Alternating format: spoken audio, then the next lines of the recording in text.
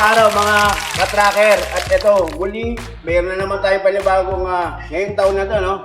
Repeat buyer. No? Si Sir Ron Katindi. Shoutout sa Sir Ron Katindi. At ito, kasama natin yung kanyang yung company driver. At ito sa likod, nakarang linggo, kasama si father ni Sir Ron Katindi. Ay napili nga nila itong sa likod ko. Ito na, baklas na.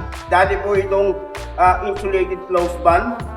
Na-post na rin na po namin. So, nakita nga nilang actis pa. At ito, napili nila gagawing drop side. Aluminum siding.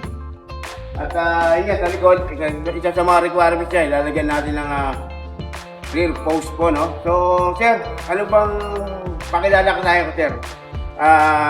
Ano po bang business po ni Mr. Katindi?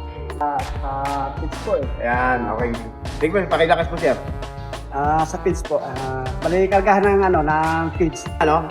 Feed, no, sa mga pagkain ng kabayo. So, nakaraan po, nakakuha si Sir ng reaper van. Maalala niyo yung dating video po natin na nakuha nga nila rin sa Golden 20 sa 10 feet na 10 feet o 12 feet na reaper van. So, sa process nyo. Pero ito talaga yung negosyo talaga nila sa pagkain, no, gumagawa silang feed para sa pagkain ng mga kabayo. So another, marami silang mga unit, pandagdag pang araw to. At drop side na babae from Bulacan to Batangas.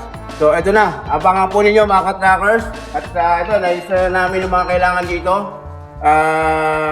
Kung ano yung mga requirements na binili ni Sir Ron Katindi. So ito na, ulitin to, 4JJ1-12 ang engine, no? Tapos 6 stud, 6-wheeler, siyempre nakamolye.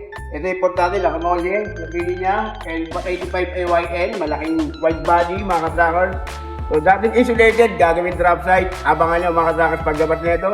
At ito, yan, pagkalabas na ito, siyempre, Bulacan ba dito? Bulacan o Batangas? Ayun, sa Bulacan.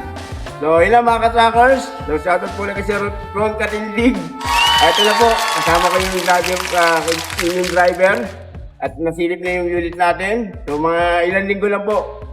Ibang-iba na po ito itong unit po natin. So yung mga katlakan natin na gustong-gusto rin na ganito, makakuha ng ganitong unit sa Golden 20, tawag lang po kayo. Dahil dito, pag kailangan mo, ano man yung mga requirement o papagawa nyo, dito magagawa po yan. So yun lang mga katlakers, tawag lang po kayo.